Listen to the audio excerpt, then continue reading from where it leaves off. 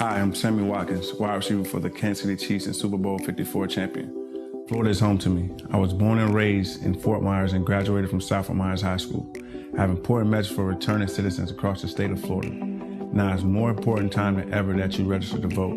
The Amendment 4 passed in 2018 and gave 1.4 million people with felony convictions the right to vote. This was the largest expansion of voting rights in over 50 years. Thanks to a recent federal court ruling, it's now much easier for you to register to vote. Even if you still owe money, make your voices heard. Be the change you want to see in your community. If you're ready to get in the game, visit FloridaRRC.com/register or text register to 82623 to register to vote.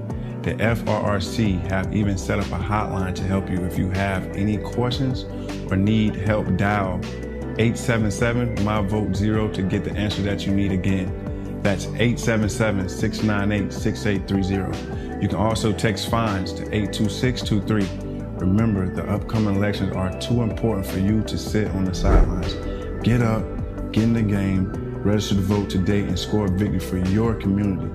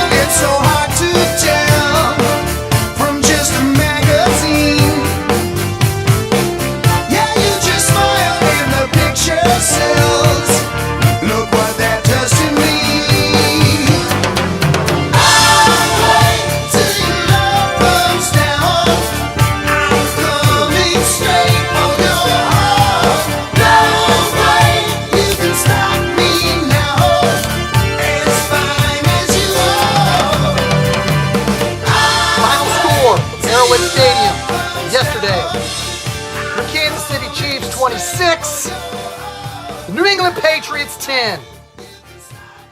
In a day, Tuesday, October 6th, where we lost the greatest guitarist in rock and roll history, in Eddie Van Halen. Ladies and gentlemen, boys and girls, Kansas City Chiefs, freaks worldwide of all ages, we lost a legend. We lost a legend. There has been no other guitarist in my lifetime who has reinvented the way you play the guitar like Eddie Van Halen. There has never been another guitarist who has influenced more than Eddie Van Halen. Quick moment of silence for the greatest guitar player of all times, Edward Van Halen. Legend gone, but never forgotten. The best. Ladies and gentlemen, boys and girls, Kansas City Chiefs, freaks worldwide of all ages, how in the hell are you this Tuesday evening? Wow, what can you say about that Kansas City Chiefs game? Other than Coach Belichick had a plan. Had a plan when he came in to slow down Little Pat, Showtime, Patrick, freaking Mahomes. But who won at the end? Your boys in red and yellow. Because Patrick Mahomes made the plays when he had to. Coach Belichick has kept Patrick Mahomes. The Chiefs have played the Patriots with Patrick Mahomes as a quarterback 4 times. And in 3 of those games, Patrick Mahomes didn't score an offensive touchdown. Last night, the Chiefs were up 6-3 on 2 field goals. The AFC Championship game, the Chiefs were down 14-0. And in October of 2018, 2 years ago, the Chiefs were down 21-6 before Patrick Mahomes put 34 up on them in the second half. It wasn't enough for that day. But Belichick deserves props. Yeah, he's a cheater. We hate Belichick. We hate the Patriots because they are who they are. They cheat. But Belichick can scheme with the best of them. And consequently, the Chiefs' defense stepped up when they had to. And Patrick Mahomes stepped up when they had to.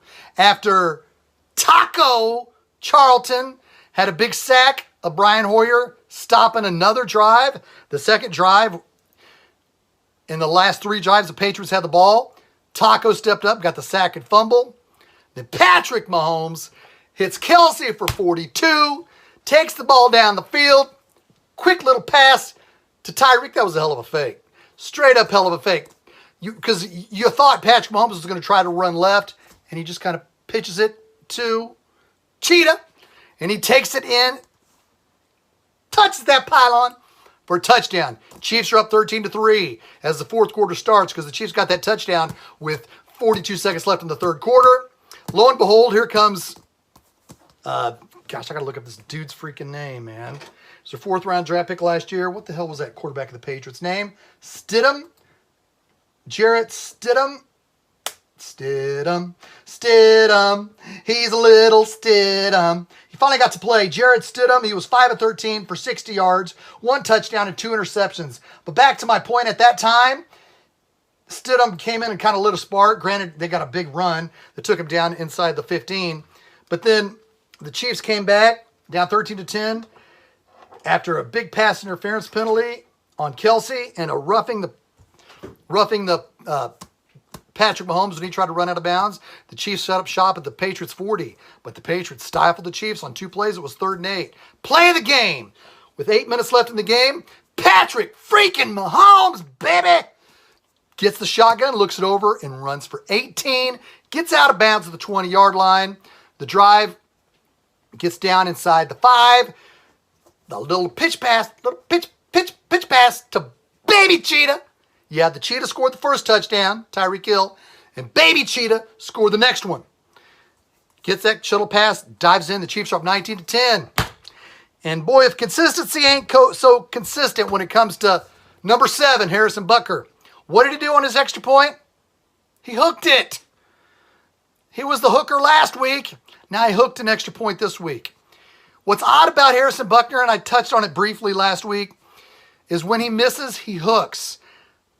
There was a game against in the playoffs against the Tennessee Titans in January 2018, 2017 season, of course. The Chiefs were up 21-10. Marcus Mariota just threw a touchdown to himself. The Chiefs went 3 and out and punted.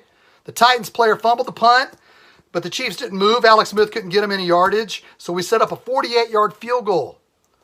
Butker hooked it the same freaking way. He gets this. He lines up on the right hash mark, hooks it. It's almost like he's pushing towards that the left upright. Those 3 points really cost the Chiefs that Titans game in the playoffs. Now, I digress. We're not talking the past. And here's the reason why the Chiefs lost that game. But last year against the Green Bay Packers, when the Chiefs had Matt Moore, you knew scoring was going to be tough.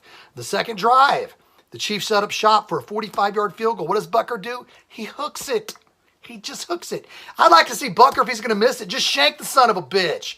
Push it right. I mean, push it way right. It's almost like he's looking for that left pull, left upright, and he hooks it. He hooks it every time. It's weird. It's like somebody needs to say, kick it down the middle, dude. Now, I know I wouldn't want anybody else. I wouldn't want Cairo Santos back. I want Butker. Snap out of it, buddy. You were the freaking stud 2 weeks ago against the Chargers when you kept kicking it over 50. Now, come on. Now, the Chiefs are up 19-10. Then Stidham hits Edelman, man. Beautiful pass out to the side. He drips off his fingers. Honey Badger takes it and runs it in. Honey Badger looks funny when he's running with that football. Seems like he's running he's got like a little baby running down the field like he's learning how to walk. He doesn't stride like he's a badass. I mean, even though Honey Badger's a badass. But he got the football and he's just running down the field with his legs like this. His legs were kind of spread apart. And he got in, chucked the ball into section 110. Some fan, 15, 20 yards up the section 110, got a football. Way to go, Honey Badger. Taking that ball into the end zone. Edelman, I don't know what happened to you, but it was freaking hilarious. Way to go, Honey Badger. Chiefs go up 26-10. Butker makes that extra point. Then Rashad Fenton closes it out with a sensational interception. Edelman thought he had him open, but he let it hang a little too far, just enough time to let Fenton use his speed, make the catch, take it out of the end zone up to the 35. Wow, what can you say about that game? Again, I want to give Belichick one last bit of credit, because he did stifle the best quarterback in the game, without a doubt. Belichick can do that. You've seen him do that with players in the past. He'd let Richard Seymour walk, and the people thought, wow, how are the Patriots going to be any good without Richard Seymour? Belichick just finds a guy who can run his scheme. He implements them there. If you're a high IQ guy with a good motor, you can fit into Belichick's defense. We saw Belichick kick, like I said, Seymour to the curb, Ty Law. The Chiefs traded for Matt Castle in 2009 to make more room for their salary cap. Belichick gave us Mike Vrabel. And people thought, wow, how can Belichick do it without Ty Law? How can he do it without Richard Seymour? How can he do it without Vrabel? He continues to do it. I mentioned 3 names for the Patriots that Belichick kicked to the curb. And the Patriots are missing a lot of guys. They had some starting players on defense that opted out because of COVID. So we're probably going to face the Patriots again in the playoffs. Am I afraid? No, because Andy Reid can scheme the daylights out of him. Andy Reid, Kafka, Eric Bieniemy, along with Patrick Mahomes, can look and see, okay, what was Belichick doing? What was he doing to show us this look that led to us not getting any points? But hey, when you win by 16, you don't complain. But you also have to look and see what you can do better next week. It's Raiders week, folks. It's a short week. We hope it's a short week. We hope to play Sunday. No more COVID outbreaks. People ask, do you think the Chiefs could have won if Cam Newton wasn't playing? That's hypothetical. You can't talk about it. Because Spagnuolo and the Chiefs defense had to practice Tuesday through Saturday morning getting ready for Cam Newton. They found out that Cam Newton wasn't going to play. Spagnuolo really had his work cut out. But Frank Clark and Taco Charlton, 2 Michigan studs, buddy, made the big play and finished the game and killed their will. Now once again, it is Raiders week. We're getting ready. The Raiders are 2 games back. Derek Carr's going to come to town and try to not suck like he always does when he comes here. But we will be ready. Again, folks, Eddie Van Halen's lost. We're bummed. But we'll always remember his legacy, his magical fretwork on the guitar. Damn good keyboardist, too. But we will know his... we'll always remember his influence on millions. Love you, Eddie. And as I said last week, it's a political year. This is about unity. We got to unite. Whether you're both Republicans or Democrats, let's all respect each other. Because our commander-in-chief checked into the hospital last Friday, and the first thing Joe Biden did was took away all the negative ads, and he tweeted the First Lady and our presidents and our prayers. That's what this great country is all about. Don't let the political divide ruin friendships, because we are America, and we will get through the winner of the election next month, because that's what we do. But get ready. Get ready for next week as the Las Vegas Raiders. That sounds weird to say, doesn't it? That sounds weird to say, doesn't it, little Pat? Sounds weird. But we say it. Travis Kelce, happy birthday to you, buddy. Happy birthday, happy birthday. He had a great game. He had a big catch on a 31st birthday. Let me see if I can catch this. Catch it. Oh, crap. Anyway, until next Sunday following the Chiefs game, this is ShaggyShane saying I will be back and we will dissect this Chiefs-Raiders game. Until then, let's get ready. Let's get pumped up. It's Raiders week. They're still our rival, even though they're in Vegas. They were in Oakland, Los Angeles, Oakland, and now they're in Vegas. Patrick's ready. He's ready to deliver the goods because you know what time it is. It's time. It's Raiders week. Until then, this is Delta Shade. They're out of California, led by Chad Buchanan, Travis Pine, an amazing drummer. Arrowhead Stadium's 4 miles from my house. It's